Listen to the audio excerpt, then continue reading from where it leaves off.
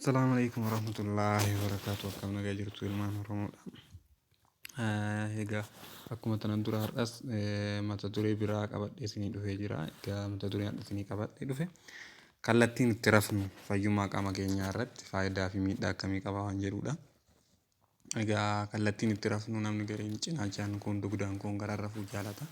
Inni kunoo faayidaa qaba miidhaa akkamii hoo qaba isa waan jedhu waan tokko waan kitaabni jedhurraa waan tokko waan ijoon dubbadha.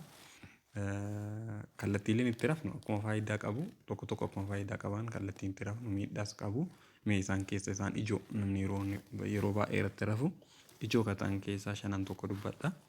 Kallattii tokkoffaa dugdaan rafuu yookiin on baak inni jennu namoonni dugdaan garaa ol garanii dugdaan kan rafan kun inni faayidaa miidhaa akkamii qaba inni kan jedhuuf namoonni kun baay'inaan namoota ulfaatina guddaa qaban high BMI warra qaban namoonni baay'ee garaan isaanii guddaa ta'e dugdaan ciisuu jaalatu cinaa caalatti dugdaan ciisuu isaan irra mijata namoota umurii guddaa kun illee gara kanaan ciisuu jaalatu.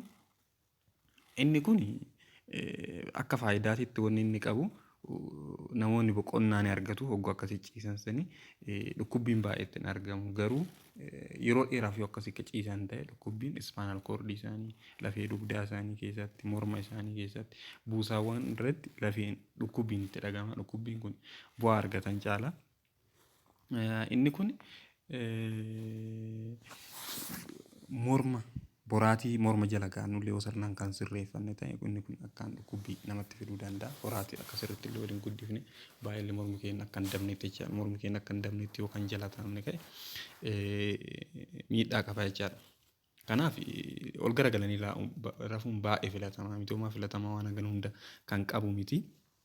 Inni lammaffaa garaan rafuudha garaan gaggaragalanii on stomach on beelii isa jennuuni inni garaan gaggaragalanii lafan kun immoo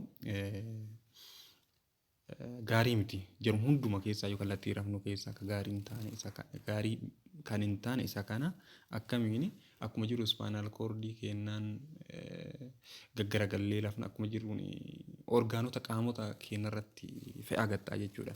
Narvii keenya kan miidhu ta'a yeroo kana waan akka tiingiliin qaamni nama sinaawuu nambines qaamni narviin nama dhimamurraa kan ka'e waan nama qaamni iddoo sun sirriitti dhaamsa namaa dabarsuu dhabu nambines waan akkasii tiingiliin waan kana nama fiduu danda'a hanga narvii qaama namaa miidhuu danda'a jechuudha. Yeroo maraa namni rafu hafuura baafannaa ol deebisuu gargaarsuu sirna hargansuu irratti illee inni kun gaarii miti jechaadha.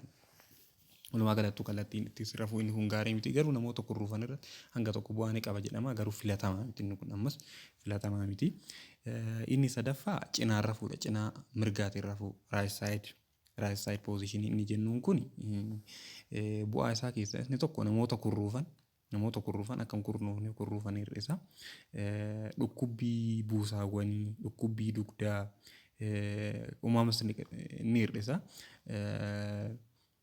Dhiigni gara sammuutti akka deebi'uuf garaacha keessatti akka hojjetuuf ol nama deebisuu waan akkasii kana nuti hojjechisuu gogiinsa karaa uumamaa kanaaf illee gaariidha. Inni kun keessaayyuu namoota dhukkuba obstructive sleep apnea qaban halkan namoota akkasii baay'inaan ni kurruufu namoota kanaaf gaariidha.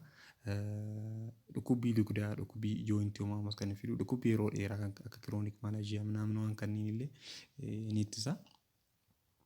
Haa ta'u malee inni kun hanqisa kan bitaa left side sleeping cinaa bitaa irratti ciisuu miti cinaa bitaa irratti ciisuun dhukkubbii buusaawwanii dhukkubbii lafee akka amma jenne dhukkubbii namoota halkan kurruufan obstructive sleep apnea qaban kanaaf hundaafuu gaariidha. Irra darbee karaa bitaatiin ciisuun dhiigni karaa sammuutti akka ga'u sammuu sirriitti gaariidha garaa guutuuf sirriitti gaariidha. Constipation gogiinsa baraatti keessaayyuu namoota guba laphee qaban harti barnii dhisan asiidiin akka ol dachaan asiid rifilaksii hir'isuudhaaf beestiin cinaa bitaatiin ciisudha.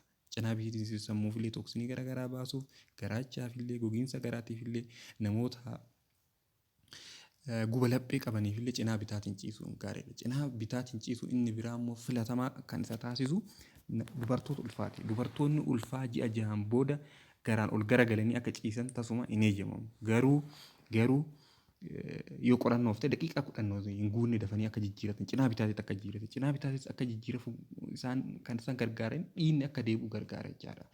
Daa'imni guddatuun garaa isaanii kompirees godhaa veenoowwan dhiiga gara dukaarraa ol deebisan isaan waan daa'imni guddate ji'a jabuun kompirees godhaa kanaafuu miidhaa irraan ga'a. Kanaaf inni kun gaarii miti miidhaan inni qabu immoo inni kun yoo cinaachaan kan hin ciifne ta'e yoo cinaachaan kan ciifnu ta'e luka lamaan jidduu kaachuu qabna boraatii yoo boraatii kan kaanne ta'e miidhaa qaba.